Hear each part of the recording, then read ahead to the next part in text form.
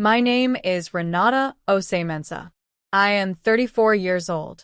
And 6 weeks ago, at my brother's engagement party, my grandmother pulled me into the kitchen while the music was loud and the champagne was flowing, and she handed me a photograph I had never seen in my life. It was a photograph of a letter. And at the bottom of that photograph, in handwriting I recognized immediately because I'd grown up watching it sign permission slips and Christmas cards and birthday checks, was my mother's signature. She had signed it. That is all I will tell you for now. Because before you understand what the photograph meant, you need to understand what the letter was. And before you understand what the letter was, you need to understand who I was when it arrived. And before you understand who I was, you need to understand what my mother had spent the first 18 years of my life building. Not a home, not a family, a hierarchy. If you are watching this, please subscribe and tell me where you are watching from. Because this story is about to go somewhere I still haven't fully come back from. And I need to know I'm not talking to an empty room. Let me take you back to 2008. I was a senior at Westbrook Academy, a private school in a mid-sized city in Ohio that smelled like floor polish and old money, neither of which my family actually had. My mother, Constance, had worked as an administrative director at a hospital for 22 years to pay my tuition there.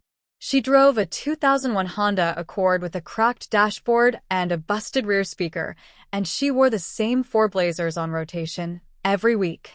She sacrificed for that school. She told me this regularly.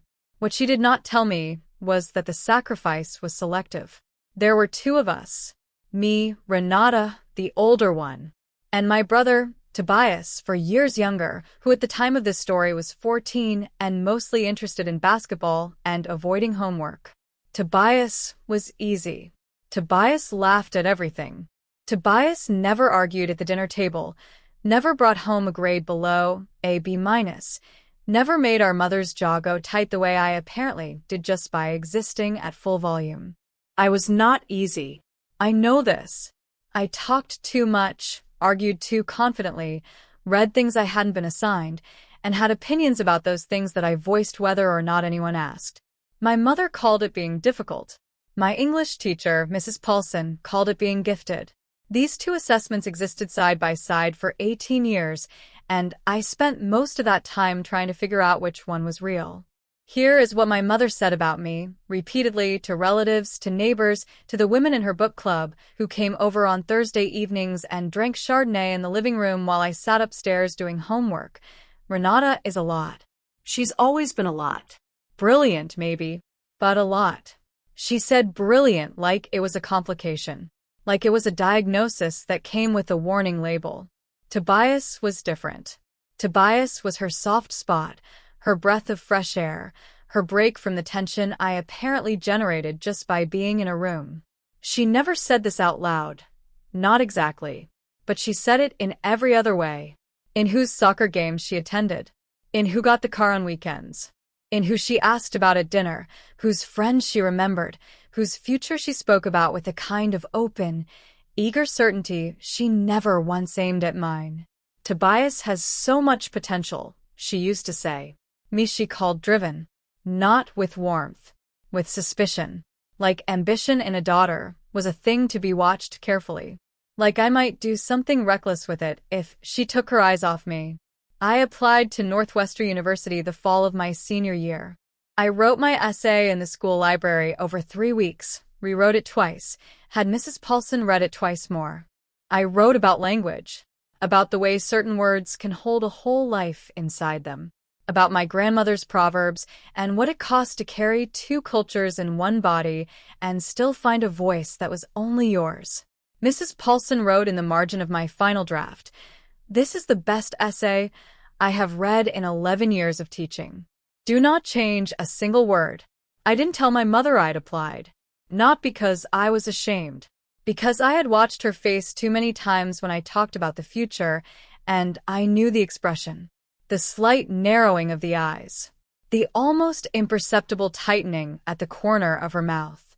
The pause before she spoke that wasn't thought, it was calculation. She had a phrase for it. She used it whenever I talked about doing something bigger than the version of my life she'd already mapped out in her head. Let's be realistic, Renata. Those 4 words had a weight and a shape. They had a temperature.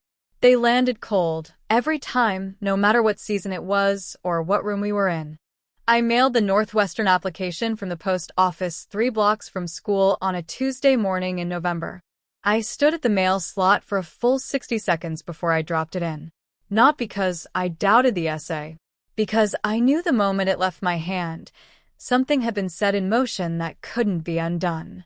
That felt enormous. That felt like jumping off something with my eyes closed, not knowing if I'd fall or fly. I dropped it in. I went to class. I did not tell my mother. The mail at our house came between noon and 2 most days. My mother got home from work at 5:15. I got home from school at 3:40. That is 95 minutes. 95 minutes where I had the mailbox to myself. I didn't know then that it wasn't enough. Winter passed. January. February. I checked the mailbox every single day. Every afternoon, 3:41, 3:42, I'd be at the end of the driveway before I'd even taken my backpack off my second shoulder, flipping through the envelopes with my heart in my throat. Utility bills, credit card offers, catalogs addressed to occupant. A letter from my father's life insurance company 3 years after he died, as if they had only just gotten the news. Nothing from Northwestern. By March, I had started to believe I hadn't gotten in. I hadn't told anyone I'd applied, so there was no one to grieve with and no one to ask. I just carried it alone, the way you carry something that might be dead, but you're not ready to bury. March turned into April. I started looking up the community college 20 minutes away, not because I wanted to go there, but because I needed somewhere to land. And then one evening in early April, I asked. We were eating dinner. Constance and me and Tobias. Pasta from a box, salad from a bag. She was reading something on her phone, which she did at dinner sometimes when she thought we hadn't noticed. Mom, did anything come in the mail from a school? Like college mail? She looked up. Not immediately. She finished whatever she was reading first, set the phone face down, then looked at me. Not that I've seen. She went back to eating. I remember staring at the side of her face. The way the kitchen light caught the gray starting at her temple. She was 51. She looked tired in the way that women who have carried everything alone for a long time look tired. My father had died when I was 15. A stroke, fast, without warning, on a Saturday morning when he was supposed to be mowing the lawn. And after that, Constance had held the entire structure of our lives together with her bare hands and sheer refusal. I had always respected that. Even when I didn't understand her. Even when she confused me or hurt me or made me feel like a problem she was managing rather than a daughter she was raising. I had always respected the load she carried. So I believed her when she said the letter hadn't come. I shouldn't have. That night, I heard her on the phone in her room. Voice low, door closed, the way she talked when she didn't want us to hear. I stood in the hallway outside her door for maybe 30 seconds, not long enough to make out words, long enough to feel something. A vibration in the air, the frequency of something that is not what it appears to be. I told myself I was being paranoid. I went to bed. The next morning, there was a stack of papers on the kitchen counter next to the coffee maker. Community college brochures. Ohio State Satellite Campus Information. A printout of financial aid timelines for in-state schools. She had printed them the night before, while I was lying in bed wondering if I was paranoid. She had been at the computer. I stood in the kitchen in my pajamas and stared at those papers for a long time. Long enough that the coffee maker beeped twice because nobody had poured from it. Long enough that Tobias came downstairs and saw my face and said, "You okay?" And I said, "Yeah," in a voice that didn't sound like me at all. I enrolled at the community college that August. I told myself it was temporary. I told myself I would transfer. I kept telling myself that until the telling got quieter, and then it stopped, the way a voice does when it has been ignored for long enough. I didn't fight. I was 18, and my mother had looked me in the eye and said the letter hadn't come. And I believed her. Because she was my mother. Because you're supposed to be able to believe your mother. Let me give you 16 years in the space it takes to breathe. Community college for 2 years. Transferred to Ohio State main campus. Worked 25 hours a week in the campus library to pay for it. Graduated with a degree in communications, a GPA of 3.8, and $44,000 in student loans. Got a job as a content writer at a small marketing firm in Columbus. Got promoted to senior writer. Got promoted to content director. Started freelancing on the side because the ideas I had were bigger than the room they were giving me. Built a client list. Quit the firm at 29. By 31, I was running my own brand strategy consultancy with 6 clients, 4 of them mid-sized companies you would recognize. I bought a condo. I furnished it myself, piece by piece, from savings. I built something from nothing with my own hands and my own voice and my own stubborn refusal to accept the ceiling I'd been assigned. And at every milestone, Constance found the same note to play. That's good, Renata. Tobias just made the varsity team. Isn't that something? That's wonderful. Have you heard Tobias got into Ohio State? He's thinking pre-med. You're doing well. Your brother just got into medical school. Can you imagine? A doctor. Our family has never had a doctor. She wasn't cruel about it. That's the thing that is hardest to explain to people who haven't lived inside this particular kind of family. She wasn't mean. She didn't scream. She never called me names or raised a hand or locked me out. What she did was more sophisticated than that, and therefore harder to name, and harder to argue against, and harder to heal from. She maintained a scoreboard, and she made sure I could always see it, and I was always behind. I started to understand what that scoreboard was doing to me when I was 32 years old, sitting across from a potential client in a conference room in downtown Columbus, pitching a brand overhaul I had worked on for 3 weeks. The client was nodding. His assistant was taking notes. I was halfway through the most confident presentation of my career, and then the man said, "Where did you study?" And I felt my whole body change. I heard it come out of my mouth. Community college, then Ohio State. Not wrong. Not false. True. But I heard how I said it. Like a confession. Like something I was asking permission to have gotten away with. The client didn't blink. The presentation went fine. I got the contract. But I sat in my car in that parking garage for 20 minutes afterward thinking about the way I'd said it. About the weight that was still in those words after all this time. About the voice underneath the words that was not mine. The voice that sounded like, "Let's be realistic, Renata." That night I sat on my couch with my laptop and a glass of wine, and I typed, almost without deciding, to Northwestern University graduate programs admissions. And then I sat back and looked at what I typed. And I thought, what if? What if I had always been allowed to want this? What if the wanting had always been legitimate? What if the problem was never me? I didn't apply that night. I wasn't ready. But something cracked open in me that evening, and the light that came through the crack kept me awake until 4 a.m. 2 months later, I applied. I did not tell my mother. I did not tell Tobias. I did not tell anyone in my family.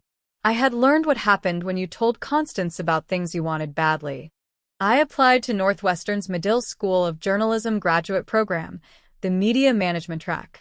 I wrote my application essay about building a communications consultancy from nothing, about what I had learned about the architecture of a story, about why I was not a beginner but a practitioner who wanted the rigorous formal training to go even further.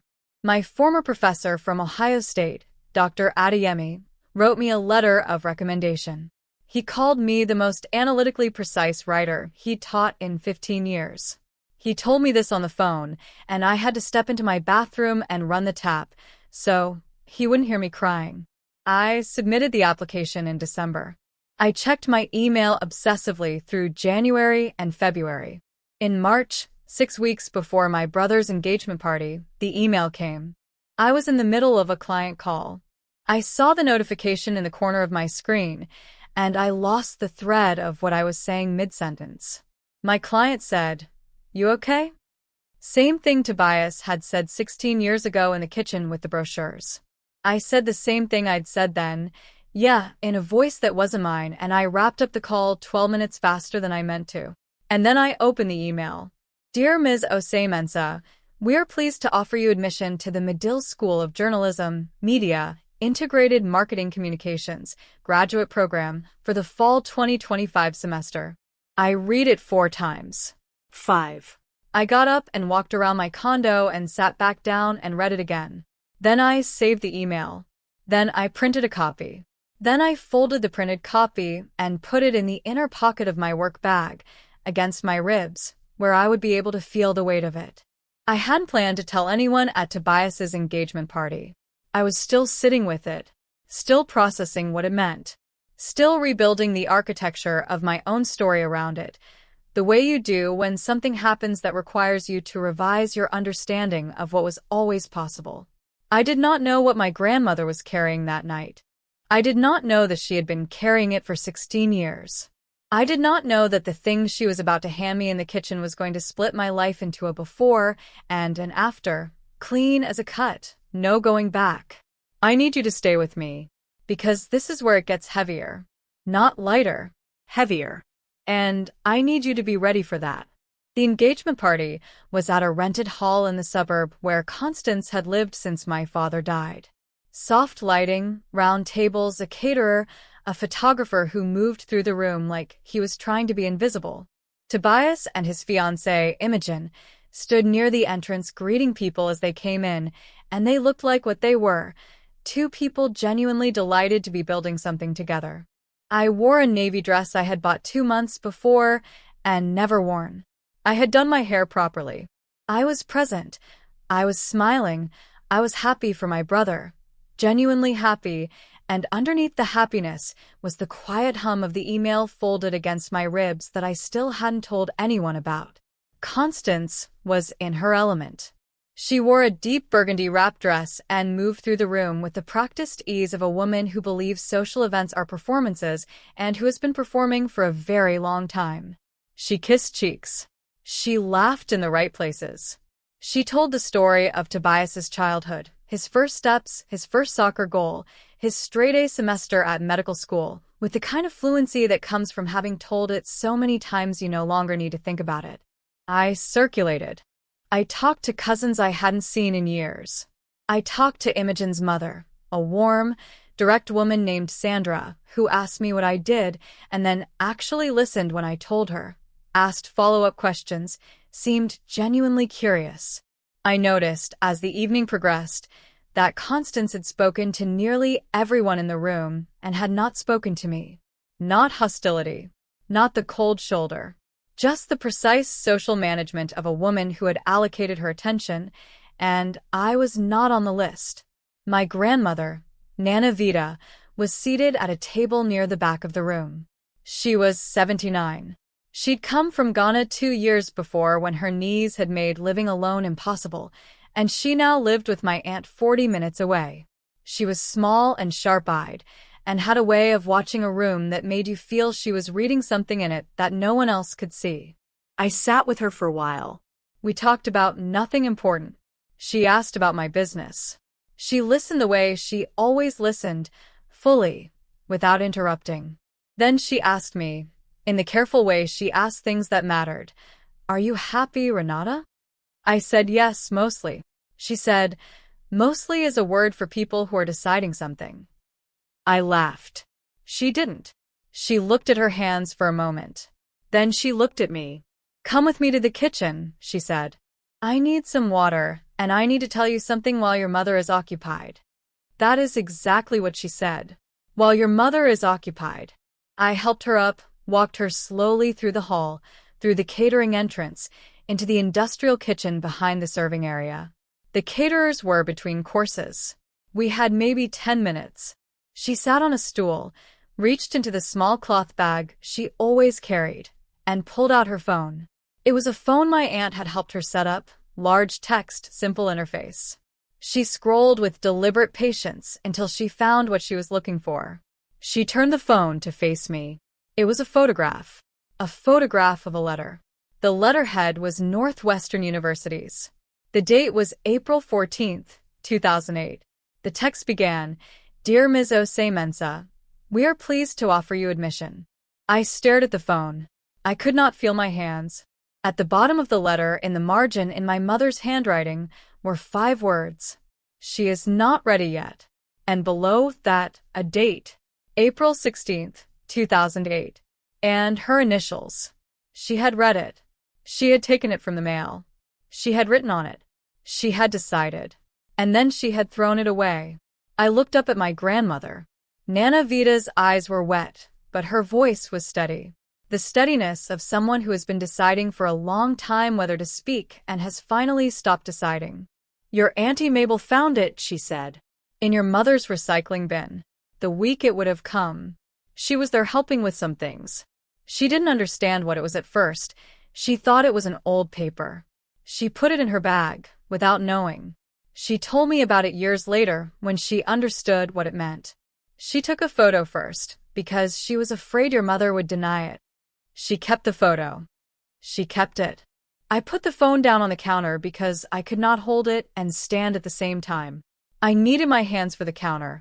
Nana, I said, does Auntie Mabel know you have this? She gave it to me last year, before she moved to Toronto.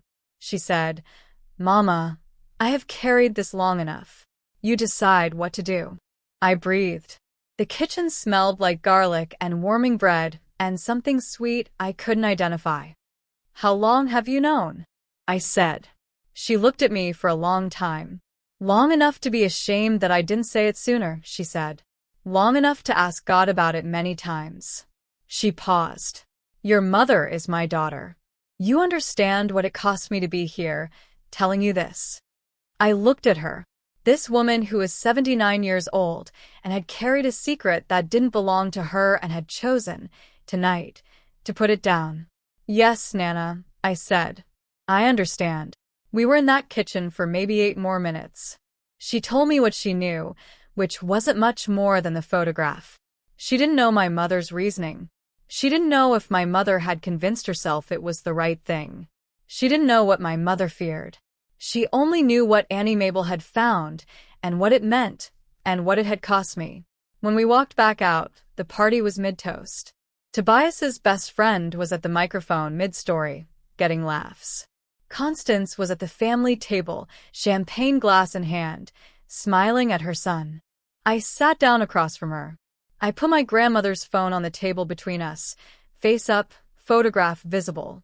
I watched her see it. I watched the exact moment when she understood what it was. It moved across her face like weather. Not fast. Slow, the way serious things move when they can't be outrun. She did not pick up the phone. She looked at it for 3 seconds, then looked at me. Renata, I got into Northwestern in 2008, I said. My voice was quiet. The party was loud enough that no one at the surrounding tables heard me. This was between us. For now. That was a long time ago, she said. 16 years. You were 18. I was ready. She looked away, picked up her champagne glass, set it back down without drinking. You don't know that, she said. You were impulsive. You were. I was accepted, I said. Northwestern thought I was ready. She was quiet. She is not ready yet, I said. You wrote that. Still quiet. On the letter, I said. In April 2008. You read it, you wrote that, and then you threw it away. And here is the part one will never forget. Here is the part that lives in my chest like a splinter, always present, pressure whenever I breathe too deep. My mother looked at me. She straightened in her chair. She set her shoulders back. And she said, with a calmness that was the most devastating thing she could have done, I did what I thought was best. Not I'm sorry. Not I was wrong. Not I was scared or selfish or broken in some way I didn't understand yet. I did what I thought was best. She said it the way a person says something they have rehearsed. Not that she'd known this moment was coming tonight. But some version of this confrontation had always existed in the future, and she had built a sentence for it. She had kept that sentence ready, the way you keep an umbrella by the door. You hope you won't need it. But it's there. Best for who? I said. She opened her mouth. Best for who, Mom? For this family. Her voice sharpened. You don't remember what things were like then. Your father had just died 2.5 years before. I was holding everything together by myself. You wanted to go to Chicago. You wanted to leave. You were my oldest. She stopped. You needed what? She pressed her lips together. And then, because I am not 18 anymore, and because 16 years of building something with your own hands in spite of someone's doubt gives you a particular kind of stillness, I reached into my work bag. I unfolded the printed email I had been carrying against my ribs for 6 weeks. I laid it on the table next to the photograph on my grandmother's phone. Constance looked down. Her eyes moved across the letterhead, across my name, across the word admission. I applied again, I said. This time to the graduate program. And I got in. Again. The sound that came from her was small and involuntary, something between a breath and the beginning of a word that didn't come. Her hand, which had been resting on the table, curled slightly. Just the fingers. A private flinch. I start in September, I said. She said nothing. I'm telling you, I said, because you're my mother, and I am not done being your daughter. But I need you to understand something. I folded the email back up, slid it into my bag. What you did not stop me. It delayed me by 16 years, and it cost me things I cannot calculate, and it will be a long time before I stop being angry about it. But it did not stop me. The toast had ended. The room was applauding something, some moment I had missed entirely. Tobias was laughing at the head table. Imogen was reaching for his hand. My mother sat very still. I did it because I was afraid, she said, finally. So, quietly, I almost asked her to repeat it. I was afraid you would go and not come back. I was afraid I would lose you the way I lost, she stopped. She looked at the table. Her jaw tightened. The way she'd lost my father. I sat with that for a moment, sat inside the weight of it. This is the thing they don't tell you about the people who hurt you. Sometimes the wound inside them is so old and so deep that their whole life has organized itself around not touching it. And sometimes what looks like cruelty is actually someone making choices out of a pain they never found a name for. That doesn't make the choices right. It doesn't reverse the damage. It doesn't hand you back 16 years. But it changes the shape of the anger. It adds grief to it. It makes the whole thing heavier and more complicated and more human than you were prepared for. You should have told me, I said. She nodded, barely. The smallest possible nod. You should have told me you were scared. You should have let me decide. I was your daughter, not your anchor. Something broke in her face then. Not dramatically. Not the way it happens in movies. Quietly. The way things break when they've been held together for a very long time by something that has finally, quietly, given out. She didn't cry. I didn't either. We sat across from each other at a party table, while my brother laughed 30 feet away, and neither of us moved for a long moment. And then Nana Vita sat down between us, slowly, with her water glass, and she put one hand over my mother's and one hand over mine, and she said nothing. She didn't need to. That is the moment I think about when I think about that night. Not the confrontation. Not the photograph. Not my mother's sentence, the prepared one, the umbrella sentence. But my grandmother's hands. 79 years old, arthritis in every knuckle, and she held us both. The rest of the party happened around us. Toasts were made. Food was served. Tobias danced with Imogen to a song that I know I should remember and cannot. I smiled when I needed to smile. I hugged my brother and told him I was happy for him and meant every syllable. Constance left early. She said she had a headache. She kissed Tobias on the cheek and squeezed Imogen's hand and walked out without looking at me. I watched her go. The fallout started slowly, and then all at once. Nana Vita did not keep what she knew to herself. She was 79 years old, and she had held this for long enough, and she had decided. Over the next 4 days, she spoke to my Auntie Grace, my Uncle Philip, and my father's sister, Auntie Joanna, who had been close to me since I was small and who, when she heard what had been in that letter, called me and cried on the phone for 12 minutes without saying anything except "I'm so sorry, baby," over and over, in a voice that sounded like it was coming from the bottom of something. Constance called me 11 times in the first 3 days. I let all 11 go to voicemail. I wasn't ready. I needed to sit inside what had happened without her narrative layered on top of it. I needed the story to just be the story for a little while, without her reorganizing it. The voicemails started measured. "Call me, we should talk." Then, "I think you're being unfair." Then, "I know you're angry, but you're not thinking about everything I've been through." Then, "Your grandmother had no right." Then, "I was trying to protect you." Then, on day 4, "Just please." That last one. That one I listened to twice. Tobias called on day 3. He had not been at the table when the photograph came out. He'd heard about it secondhand from Imogen, who'd heard it from a cousin who'd overheard something. His version of events was incomplete and slightly wrong, the way secondhand things always are. "Is it true?" he said, without preamble. "Yes." He was quiet for a long time. "She threw it away?" "She intercepted it first, then threw it away." Another silence. "Renata," he said and stopped. Tried again. "Renata, I need you to know that I didn't know. I want to be really clear that I had no idea." "I know you didn't, Tobias. I always thought you chose the community college. I always thought," he exhaled. "She told me you didn't want to go far from home." There it was. She hadn't just hidden the letter from me. She'd built a story around the hiding and fed it to my brother for 16 years. I didn't choose to stay local. I was kept local. And my brother had grown up believing I had chosen it, which meant he had grown up with a particular understanding of the difference between us, a difference our mother had authored and maintained and never corrected. "What else did she tell you?" I said. The conversation lasted 2 hours. It was, without question, the most honest conversation my brother and I had ever had. He told me things he had been told about me that were not true. I told him things I had carried alone that he had not known. We talked about our father.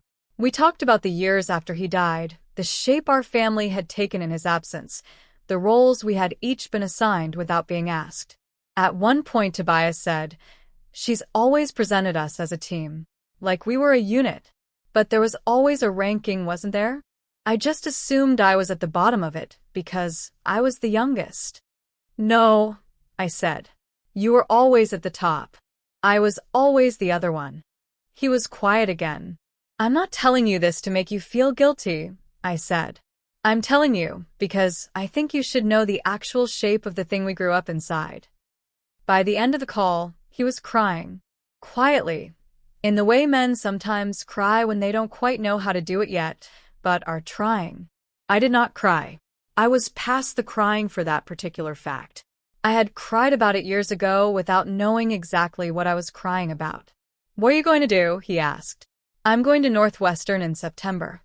He made a sound, something that was partly a laugh and mostly not. "The grad program?" "The grad program. Renata." His voice broke again. "I'm so proud of you." I had to press my hand flat against my kitchen counter to hold myself steady. "Thank you," I said. I really needed to hear that. Constance and I did not speak for 3 weeks. In that time, Nana Vita went back to my aunt's house and I drove out there on a Saturday and we sat on the porch and I asked her the questions I hadn't asked at the party. She answered them with the careful precision of a woman who distinguishes between what she knows and what she suspects. She knew that my Auntie Mabel had found the letter in the recycling bin. She knew that the letter had been opened. She knew the handwriting was Constance's. She did not know whether my mother had intended to produce it later and changed her mind, or whether she had decided from the first moment to bury it. "What do you think?" I asked. Nana Vita considered this. A long, real consideration. "I think your mother was a woman who loved you very much and was also very afraid," she said slowly, and she confused the two things so thoroughly that she could not tell them apart. That is a terrible confusion to have as a mother. Because the things you do for love and the things you do from fear look exactly the same from the outside. And sometimes from the inside, too. She paused. That does not make it right, she said. I want to be clear about that. It does not make it right. I know, Nana. The letter was yours. The decision was yours. She had no right. She said this with a firmness that surprised me and then didn't, because she was 79 and she had been sitting with this for a long time and she had decided where she stood. None, she said. No right at all. I reached over and held her hand. The same hand that had held mine and Constance's at the table at the party. Thank you, I said. For telling me. I told you because I am old, she said, without apology or sentimentality. When you are old, you stop waiting for the right time. There is no more right time. There is only now or too late. I thought about that all the way home. I thought about it for weeks after. Now or too late. The two options when you are old. But here is what I have learned at 34, which is not old but is old enough. Those are also the only two options at any age. The right time is a myth, a story we tell ourselves when we are afraid of the now. The right time has always already been now, and we have always already been missing it by waiting. I called my mother on a Wednesday, 23 days after the party. She picked up on the first ring. For a moment we just breathed. Two women in two different houses in the same city, holding phones, deciding. I'm not calling to fight, I said. I know, she said. Her voice was careful, smaller than I was used to hearing it. I'm calling because I don't want to lose you, I said. And because I'm clear that what you did was wrong.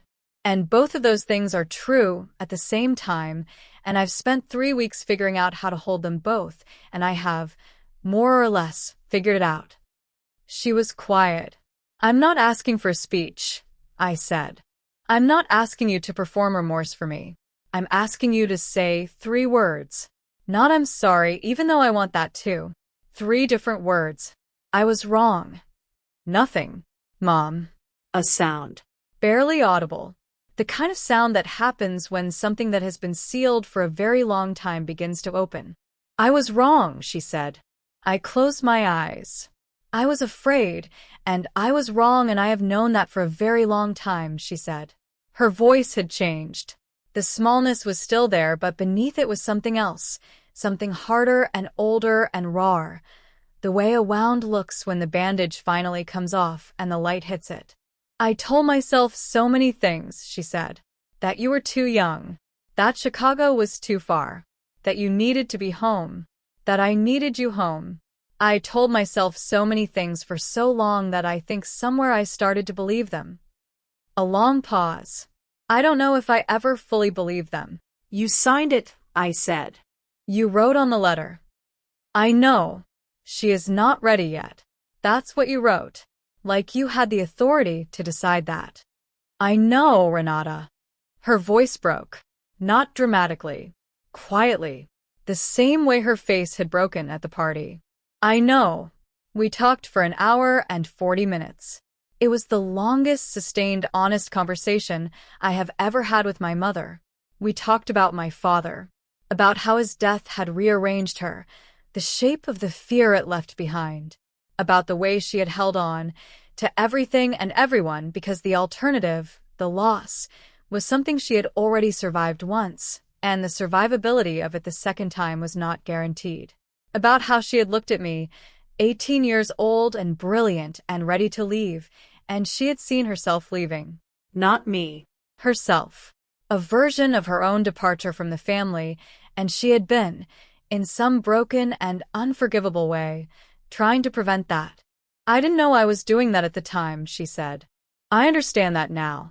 It has taken me a very long time to understand it. Understanding it doesn't undo it, I said. No. I lost 16 years of a path. I know. I built a good life. I did. I want to be clear that I'm not sitting in rubble. I built something real. But it's not the same life. And I needed to grieve the one I didn't get to have. I know. The words were barely words anymore. I'm so sorry, Renata. I am so sorry. There it was. The things she hadn't said at the party, the things she'd replaced with "I did what I thought was best." It was late. It was imperfect. It would need to be said again, many times, before it stopped needing to be said. But it was real. I could tell the difference. "I forgive you," I said. "Not all the way yet. Not completely. But I'm working toward it. And I need you to let me work toward it at my own pace." "Yes," she said. "And I need you to tell Tobias the truth. All of it. Not your version. The truth." A long silence. "He already knows most of it. He needs to hear it from you. Not from Nana or from me or from the cousin grapevine. From you." "Okay," she said. Quietly, but clearly. "Okay. I start at Northwestern in 5 weeks. The email has been printed and laminated and hung on the wall of my home office between the window and the bookshelf, where I can see it when I'm working.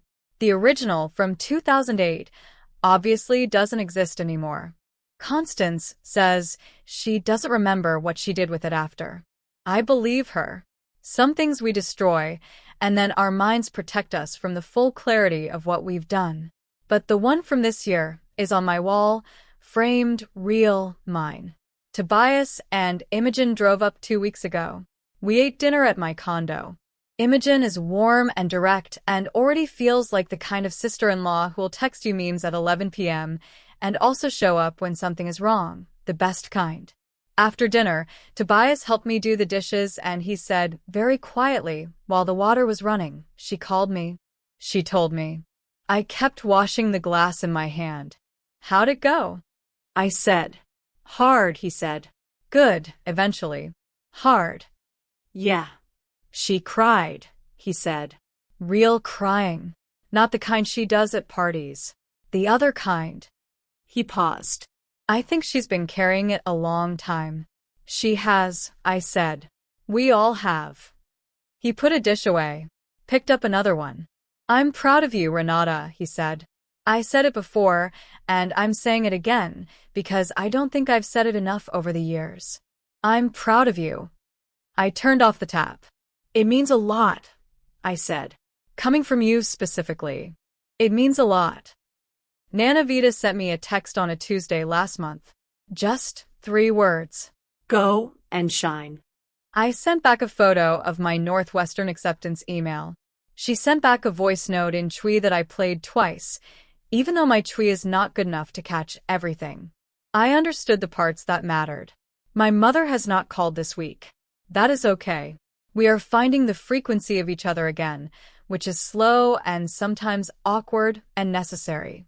She sent me a card 2 weeks ago. Handwritten. 6 lines. No performance. No self-justification. 6 honest lines that said she was proud and afraid and hoping. I put the card in a drawer. Not the way you put something away because you want to forget it. The way you put something away because you want to keep it safe. Here is what I know now at 34, standing at the beginning of a beginning I was supposed to have 16 years ago. The people who limit you are not always villains. That would be easier. Sometimes they are wounded people who love you and are also afraid of you, of your size, your ambition, the brightness that makes them feel, in some way they cannot fully articulate, small. And their fear wears the costume of your protection, and it is very difficult to see through a costume that is made of love, even when the love is real. But here is the other thing I know. You do not need them to remove the ceiling. You never did. The ceiling was always provisional. The ceiling was always just a story someone scared was telling about your limit. And a story is not a fact. A story can be rewritten. A story can be interrupted. A story can be set aside by a woman in a navy dress at a family party who decides that tonight, in this kitchen, with this grandmother and this photograph, enough is enough. I spent 16 years believing, somewhere underneath everything, that I was the girl my mother had decided I was. The one who stayed local. The one who was a lot. The one for whom brilliant was a warning, not an invitation. I was never that girl. I was always the girl Northwestern admitted in 2008 and admitted again in 2025. She just lost 16 years waiting for someone to tell her so. I'm telling her now. I'm telling her, and I'm telling you. Whatever they hid from you, whatever they decided on your behalf, whatever letter they pulled from the mailbox and signed and threw away when they thought you weren't looking, whatever ceiling they built above your head and called protection, you were always worth more than they were willing to allow. You always were. Here is where I am now. 5 weeks until orientation at Northwestern's Medill School. I am simultaneously terrified and so ready I can barely sit still. I have been listening to lectures online, getting ahead on reading things that aren't even assigned yet because the hunger is back, the kind I had at 17 in the library writing that essay, the one that has been underneath everything all along, waiting. My consultancy is restructuring while I'm in school. I've brought on a former colleague to hold client relationships while I'm full-time. For clients agreed to stay on a reduced engagement basis. 2 wished me well and signed off with genuine warmth. That is the thing about building something with honesty and rigor. When you need to change it, the foundation holds. Tobias and Imogen are getting married next spring. He has asked me to give the toast. I have already started writing it. Constance called last Thursday. We talked for 40 minutes. About nothing important, mostly. About Nana Vita's knee.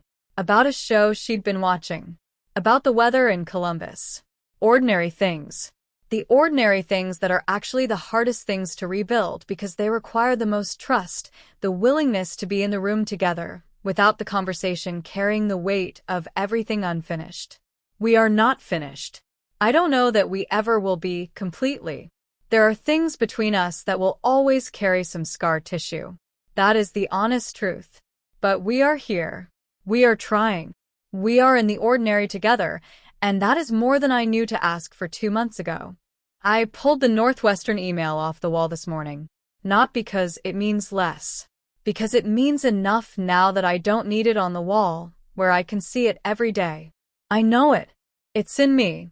I put the laminated copy in the drawer with my mother's card. 2 things in the same drawer. The proof of what I became and the beginning of something she and I are still figuring out. That feels right.